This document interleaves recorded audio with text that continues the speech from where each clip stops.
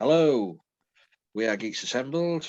Today I'm with Susan, and we are discussing a 1979 movie starring Malcolm McDowell, David Warner, Mary Steenburgen, and it's a race through time, shall we say. H.G Wells is chasing down Jack the Ripper in modern day San Francisco, well, modern day in 1979, modern day San Francisco. It's a strange one, this, isn't it, Susan? Yes. It's strange but fun. Yes. Yes. Just the premise of it is a friend of H.G. Wells, who turns out to be Jack the Ripper, steals H.G. Wells's time machine, which he's had built, and he ends up in 1979 in America. So H.G. Wells goes and follows him to take him back for, to face justice. So that's the premise of the film. So, Susan, what's your opening thoughts? All right. Well, one thing I can say about this is that Mary Steenburgen ends up a companion in a lot of time travel stories. Yeah. Back to the Future and this, and she this one is her vulnerability is great. Her sexual prowess is great. She woos H.G. Wells. She does more with H.G. Wells than Perry does in Doctor Who, which you'd think it would be the other way around. But Herbert, what are you trying to? You just wanted a Clara. I know. You were. It's man, and Malcolm McDowell. I mean, God, he's been in so many things that are science fiction, and so many things. I mean, and because of this movie, he was brought into the Star Trek family because he worked with Nicholas Meyer, and Nicholas Meyer made so many Star Trek movies, 2, 3, 4, and 6. And one of those was a time travel movie set in San Francisco. And so you just gotta wonder, you're going through this stuff and you're like, okay, there are lots of connections here. It's like one small family. It's Mary, Malcolm McDowell and Nicholas Meyer, and a time machine of some sort. Anyway, so I really love the premise, and I have another one called The Time Chasers, which stars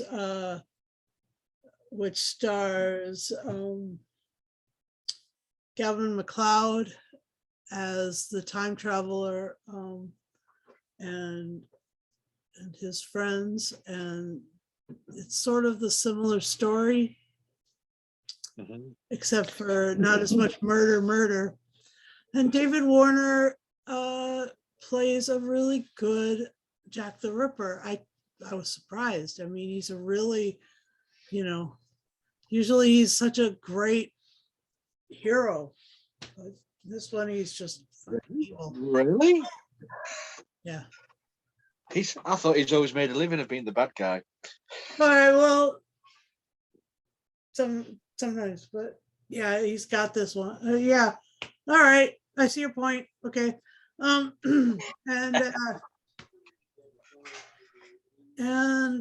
it shows a lot of the most beautiful parts of San Francisco, and and a lot of these things became tropes, became things that were taken wholesale into the Star Trek or Star Trek 4, The Voyage Home story. the sale of antiquities in modern shops and stuff like that. It's pretty fun. And the changing of money and stuff, and the awkwardness of that, and that's how, the Mary Steenburgen character, Amy Robbins, got together. And it's funny because in reality, H.G. Wells was married to an Amy Robbins, and so that was fun. And yeah, and so and the special effects were great. Anyway, I'm just gonna, because I don't want to just dominate this podcast, I'm gonna turn it back over to Lee. Oh, thank you, Susan. Nicholas Meyer, his first film debut as a director. This is. Oh. See, his first one he's directed. It's a pretty damn good movie. It's a fun movie. Yeah. Apart from what the subject of it is, a guy going around killing women, like. The only gripe I did have was that they did get the date for Jack the Ripper wrong. Oh, they did? Jack the Ripper's reign of terror was in 1888. And this was in 1893. Oh. So I don't know if someone didn't do the homework there or not. I don't know, but hey, that I'm quite easy. I'll take it. But apparently, this was given to Nicholas Meyer as a 55-page story. The script was never finished. Oh. Never published. Never finished. So that all he worked on was a 55-page sort of synopsis of a story. And they went for it, and they got So how did the actors know what to say? Was it all ad-libbed? No, it wasn't ad-libbed. They must have worked on it as if they went along. I don't know, but it was. He was sold on it with just a 55-page outline or whatever. Wow, that's amazing.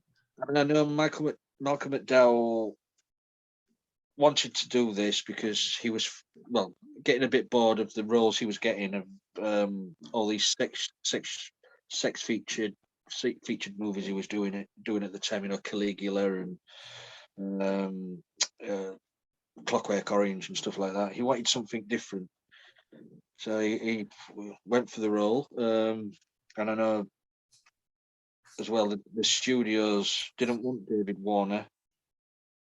There was going for can you believe Mick Jagger to play Jack the Ripper? Oh wow! I know, yeah, according to David Warner, but I'm glad they did. Because David Warner is a brilliant actor. Yeah, well, they're all brilliant actors. Malcolm McDowell's brilliant as well. But, and for the story to take place in San Francisco, you wouldn't expect that. That was unexpected in this story, because you think, they're traveling through town. It'll be in the future. It'll be London. Yeah. But no, it was San Francisco. because the time machine was in an exhibit in a museum somewhere at the time. And the design of the time machine was quite brilliantly done. Yeah. Just because we just reviewed it reminds me of the ornithopters in Dune. Yeah, very similar. I know what you mean. Yeah. Yeah. Except for no wings, but yeah. And I did mention this to Susan before we recorded this, that it's a bit strange that today we are recording this on 5th of November. This movie is set on the 5th of November. Not planned. This isn't planned. Oh, that is more than just a little random. It is, yeah. The date in Victoria, London, when it starts is 5th of November 1893, and then they say the time machine goes through to 5th of November 1979, and today it's the 5th of November 2021 for us. Wow. Oh my gosh. That's amazing. Serendipity. And it's like 42 years exactly. Far Yeah. out. Oh my gosh. It's as if we plan these things. Yeah. So yeah, it's I always remember watching this movie in the early 80s on cable TV television, when that was just starting off in the UK, and this was one of the blockbuster movies of the month, and I always used to enjoy watching this. Me too. I think it was just the chemistry between McDowell and Warner, which is mesmerizing. Yes. It really, together on screen they would just work brilliantly. And when they're reacting to each other from across a huge distance, it's still like they're right up next to each other. That's true. That is true. So, well, any moments for you then, Susan, that you're? Yeah, I loved when H.G. Wells tries to learn how to drive a car. I mean, he just followed the steps, but anyway, that was great. And there were lots of funny moments, like him ordering food at a restaurant, him getting some money transfer exchange, when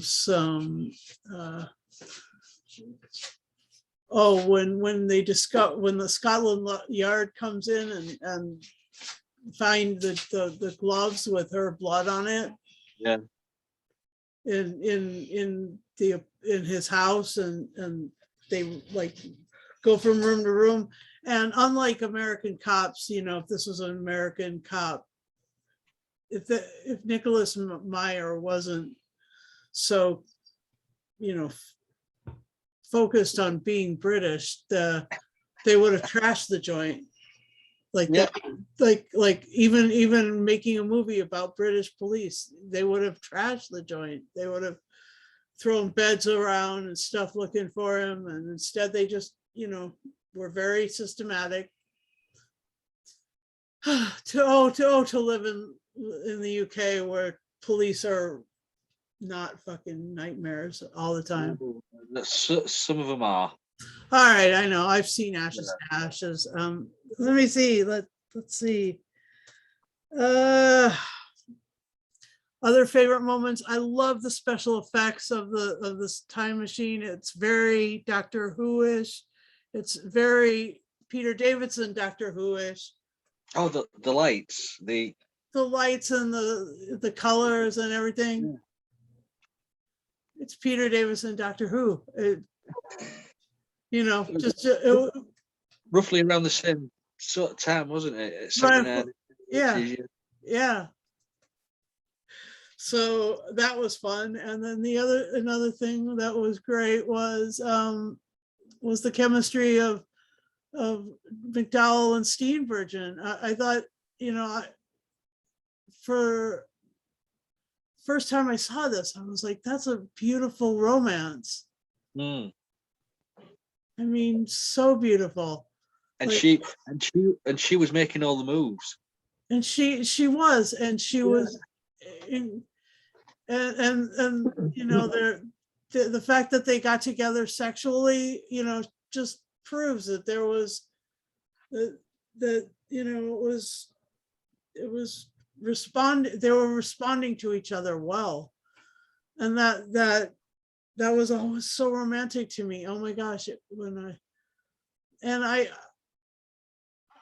I have to add this back into my science fiction collection because and time travel collection because it is genuinely fun to watch the to watch you know the cat and mouse game of and then it was like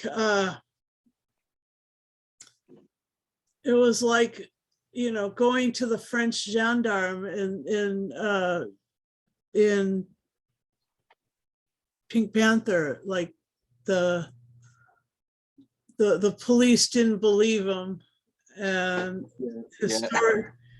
story was incredible. And then they did the name search and came up with nothing. And What's your name? Sherlock Holmes. What? right. He's a bit of a loony. Yeah. So and I didn't know how was Sherlock Holmes written in the 1890s? Yeah. All right. So that fits. Okay. Anyway. Yeah, so great fun. I think, to be honest, I think Wells and Conan Doyle were friends, I think, Oh, roughly. Or am I thinking of Bram Stoker and Doyle? One of the two, but I know they were roughly around that same sort of era. yeah. Anyway, yeah, it was, yeah. So I just think it was great. It wasn't I mean, we just reviewed Time Lash and it wasn't as cheesy as Time Lash, but it was, there were some cheesy moments. Ordering food was cheesy and and James Stevenson, Dr. Stevenson in the club dancing disco in a white suit.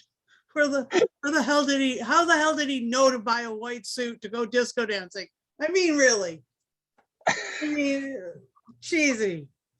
And the fact that every one of these, things has every one of these things has a disco, you got to have disco in the 70s.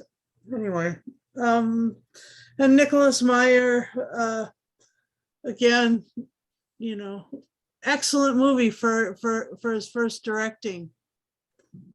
I am surprised to hear that it's his first. Anyway, Yeah, as director, yeah. Okay. But Patty, she's back, yeah, being annoying. Yep. For me, there's some great parts in this movie. The as you say, the time machine is brilliant, but when it's traveling through time, that scene, with Wells in there going forward through time, where the screen changes color and you hear all the sounds of events in time just going past him. All the Oh, yeah. wars, all the events of assassinations and stuff like that. And, getting more and more modern as it goes along. That scene was brilliantly done. Yeah. Agreed. And the scene, I mean, one of the chilling scenes as well is the scene where Jack the Ripper and Wells finds him in the hotel room, and he just says, "Sit down on the bed," and he turns the TV on, and all the violence, the news reports, violence in the cartoons, and he says, "We are home. Is ideal place for me." That's so chilling. It is. It's such a chilling scene, but so well acted. Yeah, it really was great. Yeah, and then of course he punches him in the gut because he wants the key. Yep. And go about the key, but not the key to start the engine, but the key. What you knew straight away, because it mentioned twice in the movie that without that key, you're dead. Well, that's how that's how it's going to happen, isn't it? Send him, take the key out. The little one at the back of the time machine. Yeah, it looked like it had a little diamond on tip. Yeah, the one with all those flashy lights on it. Yeah, take that out, because if you don't have that in the machine, you can't travel. The machine won't move. You will. Yep. It just sends you into the time vortex forever, traveling and traveling forever. Yep. So that's what Jack the Ripper's doing at the moment. Good. But yeah, you knew that was going to be the thing, because they say it was mentioned twice. What are you doing? Getting comfy. Yeah, and also it didn't hold back on the blood as well. So when the Ripper was attacking, you didn't see, the you didn't see the slashing or the puncturing, but you saw the blood. Yeah, and the hand afterward. The hand in the hotel room, not in the hotel room, in her apartment. That was the wet friend, wasn't it? Yeah. So they didn't hold back on that. You said that you had the severed hand, you had the blood, but you say you didn't see any of it happening. Which yeah, I can live with that. You don't have to have that, do you? Yep. But yeah, it's a fun movie, and as I say, it brings back nice memories of sitting down watching this. Anything else you want to say about this, Susan? Yeah, it's it would, if you think of H.G. Wells as generating some story material from this, you've got the time machine, you've got the War of the Worlds, you've got a lot of his material in it. Yeah. You have when you think about it. I'm surprised that they didn't. I mean, the design of the time machine's brilliant in this, but I'm surprised they didn't sort of use the 1960s style from that movie, just to be a bit of a geek. But it was sort of similar, but it's not it, because the one in the 60s was an open machine, wasn't it? Like a big chair. Yeah. But an enjoyable movie, and say a very surreal movie as well, because I say, who would have thought H.G. Wells and Jack the Ripper in the same movie and going through time? I know, right? It was cool. It is cool. It is. I mean, not many people know about this one, to be honest. It's one of those movies what's forgotten about, and it shouldn't be. And it shouldn't be. It shouldn't be, no. And we're making we're going to put that to right. This is why we're doing this today. So, anything else before we go to final say and score? No, it's pretty fantastic, and yeah. It was good to see. It was good to see scenes on the streets of San Francisco as well. Yeah. It's not often you get that in movies these days. It's a lovely, lovely city. Holy moly, it's beautiful.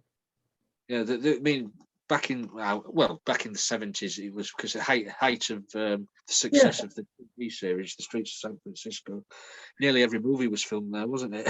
Yeah, and the thing with I mean, even the Doctor Who movie was set there.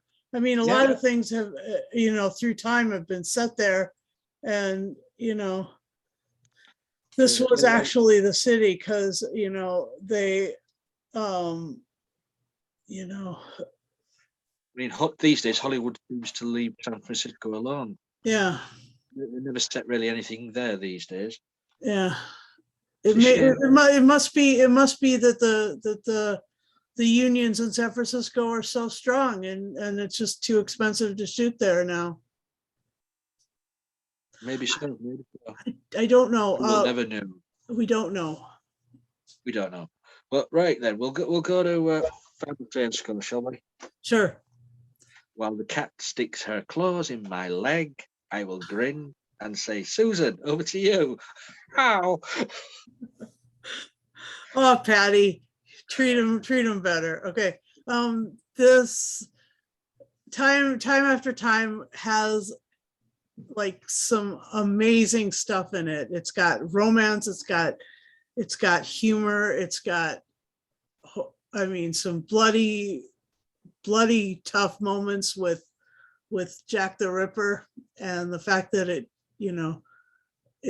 shows the result of it doesn't he gets his just desserts at the end. And H.G. Wells, I love everything that he wrote, and all the movies that came out of him, and I cannot wait for us to review The War of the Worlds starring Robert Carlyle at some point. But this was beautiful, and Mary Steenburgen, I mean, right there in the middle of another time travel story. She ends up being the companion of all these great time travelers. And that's just nifty. That's really nifty to me. And yeah, so for all of these things, all of these reasons, I will give this a 10 out of 10. It is a fantastic movie. And I enjoyed it back then, and I enjoy it today, and it loses nothing in the years. And that's pretty much all I have to say. Well, I think I've got to agree with you totally there, Susan. Yes, okay, it was made 79, but to me, it hasn't dated that bad. You can still sit down and watch it without thinking, "Oh God, look at the fashion, look at this, look." The story draws you in. You forget about the fashion. It just really, once you get hooked with the story, forget that. Yeah, I'm going to give it 10. I'm going to give it 10. What shall I give it? I'm going to give it 10 scalpels out of 10. Ooh. I always side with the bad guy. Yeah, you do. Yes, it's a pretty good movie, and you guys out there. So just so you know, that David Warner with Nicholas Meyer played Chancellor Gowron, the one who wanted to make peace between the Federation and the Klingon Empire. Mm-hmm. So in Nicholas Meyer stuff, he was once a hero, and now and in this he's a villain. But he doesn't always play villains. Well, like with Tam Bandits, he played evil. Yeah. No, he doesn't always play villains, but he seems to. His most memorable roles usually end up being the villain ones. I mean, he didn't play the villain in The Omen, did he? Yep. Yeah, he got decaffeinated in that. But yeah, pretty good movie, and that's our little review of Time After Time. Guys, when you're watching this, please go out there and see if you can get a copy of Time After Time. I got this. This is the American version, because it's not available in the UK. Oh, how strange, considering. Well, as yet it's not available, but so luckily I've got a multi-region player. But so guys, please leave a comment below. Let us know what you thought of the movie if you've seen it. Let us know what you think of our casts. Thumbs up, thumbs down. It doesn't matter as long as you let us know that you're out there. If you'd like to be in the gang, in our little gang, we're more than welcome. We'll welcome with open arms. All we ask is you to get in touch with us, message us. We'll say we're on Facebook, Twitter, Instagram, YouTube, which is where you'll be mostly watching this. And of course, if you are watching this, please subscribe to the channel and press the notification bell button, because every time we put up a video, you'll get a little ding and let you know that we've put one up. 2 to 3 times a week usually, because we're busy. We like to put them out there when we can, and it's usually modern, cult, TV, movies, audio dramas, animation, whatever what takes our fancy. We don't stick to one genre. We don't stick to one decade. We're all over the place. We review through time. We do. We review through time. Yeah. From silent movies all the way to to present day. To Dune, which just was released recently, a week ago in the US. But yeah, so if you want to be in the gang, and you can always come and let us know what you'd like to review with us, because we're always open to people suggesting stuff. So that's an invitation. That's an invitation. All we ask is that you're 18 plus. You've got a working PC, laptop, tablet with camera and microphone, and you're good to go. So come on all, come join us. So until next time, please be safe. Bye for now.